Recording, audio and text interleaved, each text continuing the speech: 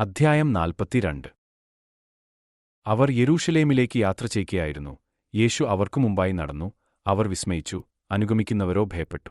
12 ശിഷ്യന്മാരെയും വേറിട്ട് കൂട്ടിക്കൊണ്ടു വഴിയിൽ വച്ച് അവരോട് പറഞ്ഞത്, ഇതാ നാം യെരൂശലേമിലേക്ക് പോകുന്നു. മനുഷ്യപുത്രനെക്കുറിച്ച് പ്രവാചകന്മാർ എഴുതിയിരിക്കുന്നത് എല്ലാം നിവൃത്തിയാകും. അവിടെ മനുഷ്യപുത്രൻ മഹാപുരോഹിതന്മാരുടെയും ശാസ്ത്രിമാരുടെയും കയ്യിൽ ഏൽപ്പിക്കപ്പെടും. അവർ അവനെ മരണത്തിന് വിധിച്ചു ജാതികൾക്ക് ഏൽപ്പിക്കും. അവർ അവനെ പരിഹസിക്കുകയും തുപ്പുകയും തല്ലുകയും കൊല്ലുകയും 3 നാൾ കഴിഞ്ഞിട്ട് അവൻ ഉയിർത്തെഴുന്നേൽക്കുകയും ചെയ്യും എന്നിങ്ങനെ തനിക്ക് സംഭവിക്കാനുള്ളത് പറഞ്ഞു തുടങ്ങി. അവരോ ഇത് ഒന്നും ഗ്രഹിച്ചില്ല. ഈ വാക്ക് അവർക്കു മറവായിരുന്നു. പറഞ്ഞത് അവർ തിരിച്ചറിഞ്ഞതുമില്ല.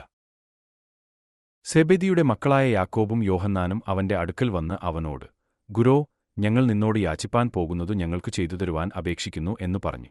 അവൻ അവരോട്, ഞാൻ നിങ്ങൾക്ക് എന്തു ചെയ്തുതരുവാൻ നിങ്ങൾ ആഗ്രഹിക്കുന്നു എന്നു ചോദിച്ചു. നിന്റെ മഹത്വത്തിൽ ഞങ്ങളിൽ ഒരുത്തൻ നിന്റെ വലത്തും ഒരുത്തൻ ഇടത്തും ഇരിപ്പാൻ വരം നൽകേണം എന്ന് അവർ പറഞ്ഞു.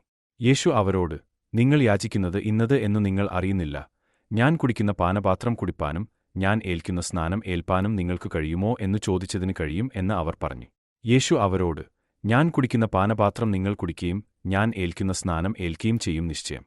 എന്റെ വലത്തും ഇടത്തും ഇരിപ്പാൻ വരം നൽകുന്നതോ എന്റേതല്ല, ആർക്ക് ഒരുക്കിയിരിക്കുന്നുവോ അവർക്കു കിട്ടും എന്നു പറഞ്ഞു. അതുശേഷം 10 പേരും കേട്ടിട്ട് യാക്കോബിനോടും യോഹന്നാനോടും നീരസപ്പെട്ടു തുടങ്ങി. യേശു അവരെ അടുക്കെ വിളിച്ച് അവരോട്, ജാതികളിൽ അധിപതികളായവർ അവരിൽ കർത്തൃത്വം ചെയ്യുന്നു, അവരിൽ മഹത്തുക്കളായവർ അവരുടെ മേൽ അധികാരം നടത്തുന്നു എന്നു നിങ്ങൾ അറിയുന്നു. നിങ്ങളുടെ ഇടയിൽ അങ്ങനെ അരുത്. നിങ്ങളിൽ മഹാൻ ആകുവാൻ ഇച്ഛിക്കുന്നവൻ എല്ലാം നിങ്ങളുടെ ശുശ്രൂഷക്കാരൻ ആകേണം. നിങ്ങളിൽ ഒന്നാമൻ ആകുവാൻ ഇച്ഛിക്കുന്നവൻ എല്ലാവർക്കും ദാസനാകേണം. മനുഷ്യപുത്രൻ ശുശ്രൂഷ ചെയ്യിപ്പാനല്ല ശുശ്രൂഷിപ്പാനും അനേകർക്കു വേണ്ടി തന്റെ ജീവനെ മറുവിലയായി കൊടുപ്പാനും വന്നതുപോലെ തന്നെ എന്നു പറഞ്ഞു. അവർ യെരിഹോവിൽ എത്തി. പിന്നെ അവൻ ശിഷ്യന്മാരോടും വലിയ പുരുഷാരത്തോടും കൂടെ യെരിഹോവിൽ നിന്നു പുറപ്പെടുമ്പോൾ തിമായിയുടെ മകനായ ബർത്തിമായി എന്ന കുരുടനായ ഒരു ഭിക്ഷക്കാരൻ വഴിയരികെ ഇരുന്നിരുന്നു. പുരുഷാരം കടന്നുപോകുന്നത് കേട്ടു. ഇതെന്ത് എന്ന് അവൻ ചോദിച്ചു. നസറായനായ യേശു കടന്നുപോകുന്നു എന്ന് അവർ അവനോട് അറിയിച്ചു. നസറായനായ യേശു എന്നു കേട്ടിട്ട് അവൻ ദാവീദ് പുത്രാ, യേശുവേ, എന്നോട് കരുണ തോന്നേണമേ എന്നു നിലവിളിച്ചു തുടങ്ങി. മിണ്ടാതിരിപ്പാൻ പലരും അവനെ ശാസിച്ചിട്ടും, ദാവീദ് പുത്രാ, എന്നോട് കരുണ തോന്നേണമേ എന്ന് അവൻ ഏറ്റവും അധികം നിലവിളിച്ചു പറഞ്ഞു. അപ്പോൾ യേശു നിന്നു, അവനെ വിളിപ്പിൻ എന്നു പറഞ്ഞു. ധൈര്യപ്പെടുക, എഴുന്നേൽക്ക, നിന്നെ വിളിക്കുന്നു എന്ന് അവർ പറഞ്ഞു കുരുടനെ വിളിച്ചു. അവൻ തന്റെ പുതപ്പ് ഇട്ടുംകളഞ്ഞു ചാടി എഴുന്നേറ്റ് യേശുവിന്റെ അടുക്കൽ വന്നു.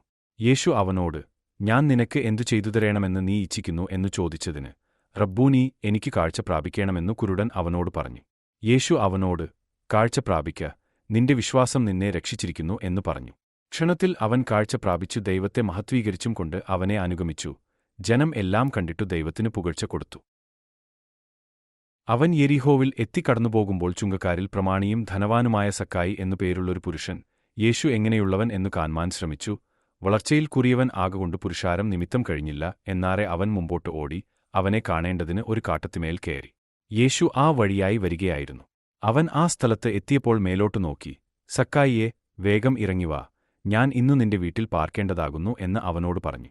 അവൻ ബദ്ധപ്പെട്ട് ഇറങ്ങി സന്തോഷത്തോടെ അവനെ കൈക്കൊണ്ടു. കണ്ടവർ എല്ലാം, അവൻ പാപിയായൊരു മനുഷ്യനോട് കൂടെ പാർപ്പാൻ പോയി എന്നു പറഞ്ഞു പിറുപിറുത്തു. സക്കായിയോ നിന്ന് കർത്താവിനോട്, കർത്താവേ, എന്റെ വസ്തുവകയിൽ പാതി ഞാൻ ദരിദ്രർക്ക് കൊടുക്കുന്നുണ്ട്. വല്ലതും ചതിവായി വാങ്ങിയിട്ടുണ്ടെങ്കിൽ 4 മടങ്ങു മടക്കിക്കൊടുക്കുന്നു എന്നു പറഞ്ഞു. യേശു അവനോട്, ഇവനും അബ്രാഹാമിന്റെ മകൻ ആകയാൽ ഇന്ന് ഈ വീട്ടിനു രക്ഷ വന്നു. കാണാതെ പോയതിനെ തിരഞ്ഞു രക്ഷിപ്പാനല്ലോ മനുഷ്യപുത്രൻ വന്നത് എന്നു പറഞ്ഞു. അവർ ഇതു കേട്ടുകൊണ്ടിരിക്കുമ്പോൾ അവൻ യെരൂശലേമിനു സമീപിച്ചിരിക്കയാലും ദൈവരാജ്യം ക്ഷണത്തിൽ വെളിപ്പെടും എന്ന് അവർക്കു തോന്നുകയാലും അവൻ ഒരു ഉപമയും കൂടെ പറഞ്ഞത് എന്തെന്നാൽ, കുലീനനായൊരു മനുഷ്യൻ രാജത്വം പ്രാപിച്ചു മടങ്ങിവരേണം എന്നുവച്ചു ദൂരദേശത്തേക്ക് യാത്ര പോയി. അവൻ 10 ദാസന്മാരെ വിളിച്ച് അവർക്ക് 10 റാത്തൽ വെള്ളി കൊടുത്തു. ഞാൻ വരുവോളം വ്യാപാരം ചെയ്തുകൊള്ളുവിൻ എന്ന് അവരോട് പറഞ്ഞു. അവന്റെ പൗരന്മാരോ അവനെ പകച്ച് അവന്റെ പിന്നാലെ പ്രതിനിധികളെ അയച്ചു. അവൻ ഞങ്ങൾക്കു രാജാവായിരിക്കുന്നതു ഞങ്ങൾക്കു സമ്മതമല്ല എന്ന് ബോധിപ്പിച്ചു. അവൻ രാജത്വം പ്രാപിച്ചു മടങ്ങിവന്നപ്പോൾ താൻ ദ്രവ്യം കൊടുത്തിരുന്ന ദാസന്മാർ വ്യാപാരം ചെയ്ത് എന്തു നേടി എന്ന് അറിയേണ്ടതിന് അവരെ വിളിപ്പാൻ കൽപ്പിച്ചു. ഒന്നാമത്തവൻ അടുത്തുവന്നു, കർത്താവേ, നീ തന്ന റാത്തൽ കൊണ്ട് 10 റാത്തൽ സമ്പാദിച്ചിരിക്കുന്നു എന്നു പറഞ്ഞു. അവൻ അവനോട്, നന്ന് നല്ല ദാസനേ, നീ അത്യല്പത്തിൽ വിശ്വസ്തൻ ആയതുകൊണ്ട് 10 പട്ടണത്തിന് അധികാരമുള്ളവൻ ആയിരിക്ക എന്നു കൽപ്പിച്ചു. രണ്ടാമത്തവൻ വന്നു, കർത്താവേ, നീ തന്ന റാത്തൽ കൊണ്ടു 5 റാത്തൽ സമ്പാദിച്ചിരിക്കുന്നു എന്നു പറഞ്ഞു. നീയും 5 പട്ടണത്തിനു മേൽവിചാരകൻ ആയിരിക്ക എന്ന് അവൻ അവനോട് കൽപ്പിച്ചു. മറ്റൊരുവൻ വന്നു, കർത്താവേ, ഇതാ നിന്റെ റാത്തൽ, ഞാൻ അത് ഒരു ഊറുമാലിൽ കെട്ടിവച്ചിരുന്നു. നീ വയ്ക്കാത്തത് എടുക്കുകയും വിതയ്ക്കാത്തത് കൊയ്ക്കുകയും ചെയ്യുന്ന കഠിനമനുഷ്യൻ ആകൊണ്ടു ഞാൻ നിന്നെ ഭയപ്പെട്ടു എന്നു പറഞ്ഞു. അവൻ അവനോട്, ദുഷ്ടദാസനേ, നിന്റെ വായിൽ നിന്നുതന്നെ ഞാൻ നിന്നെ ന്യായം വിധിക്കും. ഞാൻ വയ്ക്കാത്തത് എടുക്കുകയും വിതയ്ക്കാത്തത് കൊയ്ക്കുകയും ചെയ്യുന്ന കഠിനമനുഷ്യൻ എന്നു നീ അറിഞ്ഞുവല്ലോ. ഞാൻ വന്ന് എന്റെ ദ്രവ്യം പലിശയോടുകൂടെ വാങ്ങിക്കൊള്ളേണ്ടതിന് അത് നാണ്യപീഠത്തിൽ ഏൽപ്പിക്കാഞ്ഞത് എന്ത്? പിന്നെ അവൻ അരികെ നിൽക്കുന്നവരോട്, ആ റാത്തൽ അവന്റെ പക്കൽ നിന്ന് എടുത്തു 10 റാത്തലുള്ളവൻ കൊടുപ്പിൻ എന്നു പറഞ്ഞു. കർത്താവേ, അവൻ 10 റാത്തൽ ഉണ്ടല്ലോ എന്ന് അവർ പറഞ്ഞു. ഉള്ളവന് ഏവനും കൊടുക്കും, ഇല്ലാത്തവനോട് ഉള്ളതും കൂടെ എടുത്തുകളയും എന്നു ഞാൻ നിങ്ങളോട് പറയുന്നു. എന്നാൽ ഞാൻ തങ്ങൾക്കു രാജാവായിരിക്കുന്നതു സമ്മതമില്ലാത്ത ശത്രുക്കളായവരെ ഇവിടെ കൊണ്ടുവന്ന് എന്റെ മുമ്പിൽ വെച്ച് കൊന്നുകളവിൻ എന്ന് അവൻ കൽപ്പിച്ചു. ഇതു പറഞ്ഞിട്ട് അവൻ മുമ്പായി നടന്നുകൊണ്ട് യെരൂശലേമിലേക്ക് യാത്ര ചെയ്തു.